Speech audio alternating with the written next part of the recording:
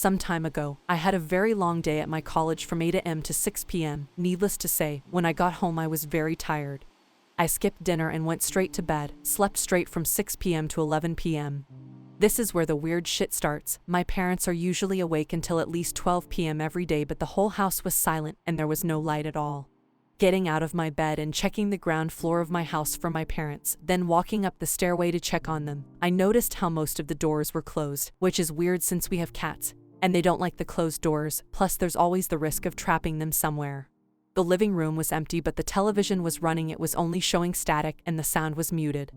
Okay, I thought, and turned off the television. No big deal, my dad might have forgotten to shut it down. Turning off the television, I went to check my parents' bedroom. My parents weren't making any sound, they weren't snoring, etc. But there was clearly someone underneath the duvet, so I just went downstairs and grabbed some water before heading to bed myself. Now that I think of it, it's astounding how black that night was. There was no light from the stars and the moon wasn't visible either. The lights that usually light up the water tower visible in the horizon from the window in the kitchen weren't lit either, plus, the soft flickering yellow light usually cast by the old worn-down streetlights down next to my window wasn't in place either. All in all, I can describe that night as simply cold and dark. Going to sleep thinking nothing of it, I quickly fell asleep, but not into the usual dark, dreamless sleep. The best way to describe my sleep is a series of short dreams all ending in my demise, or at least scaring the living shit out of me. The first dream was rather pleasant. I was in a tropical environment with my classmates and my closer friends. Big white sandstone buildings in a huge plaza with fountain. The ground was red stones and very warm, plus there was a lot of palm trees in a square around the fountain, providing cover and also creating shadow for 4 benches around the fountain. I remember how there was sound in my dream, but if I focused on exactly what was said or what the sound was, it faded until there was no sound at all. After I'd taken in the scenery in this dream, I was greeted by one of my childhood friends. I remember his reassuring face and our idle chat as we strolled over to one of the benches around the fountain. Another one of my childhood friends was sitting there, and there was also a table in front of the bench. He asked me if I would care for a drink. I said yeah, thanks, and I took a cup and watched him pour wine into it. I lifted the cup for a toast, and when I was about to drink, the wine rapidly evaporated into thin air. I remember getting angry and tossing the cup down on the ground. At this point, I don't remember my friends having any faces, and they were just standing there frozen whilst my eyes were drawn to the sky. I then watched how a crow came as if out of nothing. The crow then turned into 2 crows, and the 2 crows turned into 4 crows, so on so forth until there was a massive murder of crows seemingly hovering in place in the air. What I did next might seem unreasonable, but what I did was close my eyes slowly and then open them again. As soon as my eyes were fully open, the first crow flew at me unbelievably fast, with the others soon following. I remember narrowly dodging the first crow, but the rest hit me, and then, as if my mind was a cheap slide projector, another dream followed. I was in a huge room, bigger than any I have seen in my real life, much bigger than the meeting room in the German Der Reichstag, much taller than anything I have ever seen. When I looked up at the roof, it seemingly just ended in nothingness after towering several hundred meters above me. It was a rectangular room with the 2 longest sides being the one I was on and the other opposite of me. There was no floor. It also stretched for a few hundred meters, ending in a black, seemingly bottomless, light-sucking abyss.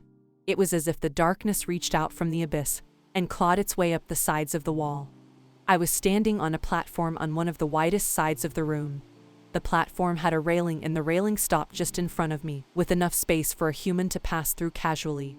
If you walked through, you would fall down though, because the footing of the platform ended just there. There was the same kind of platform and a door opposite of me. On the walls, in the same height as the platforms, were a lot of bookshelves made out of polished dark wood. They were spanning the entire circumference of the room. The only way for me to get to the other side would be by climbing on the bookshelves. Mind you, I was only wearing my underwear.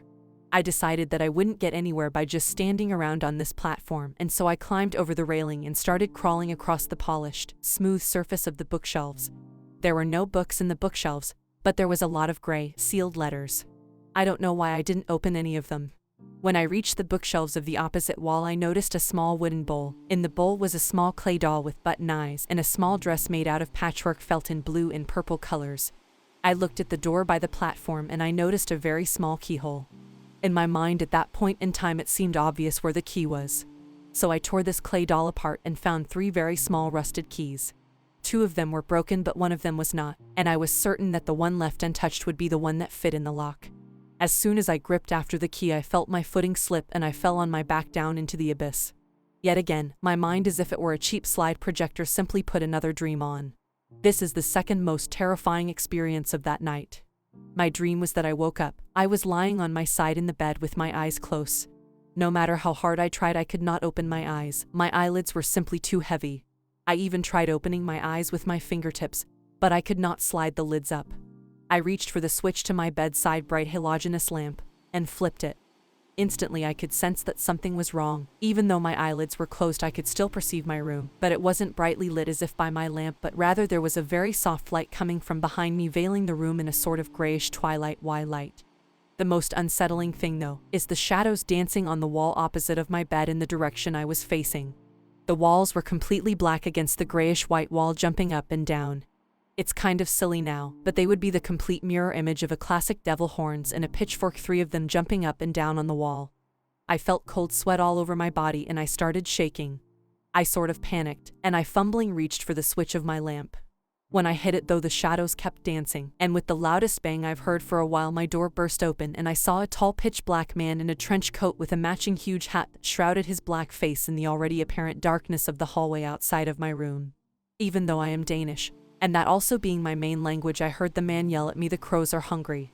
With this, I woke up, my body covered in sweat and me breathing heavily.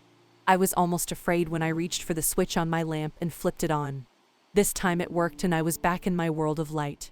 I was up for a couple of minutes and drank some water, then I decided to go back to sleep. At this point the time was 3:26 a.m. I know this because I checked my phone soon after I woke up. No more nightmares followed, and I first woke up at 11 a.m. later that day to the front door opening. It was my parents coming home with a couple of bags. I asked them where they had been and they told me, "When you fell asleep yesterday, we didn't dare wake you even though we had plans to visit your brother." Turns out they had slept over at his place because it snowed so much that night. To this day I wonder who it was underneath my parents' duvets, and I wonder if the crows are still hungry.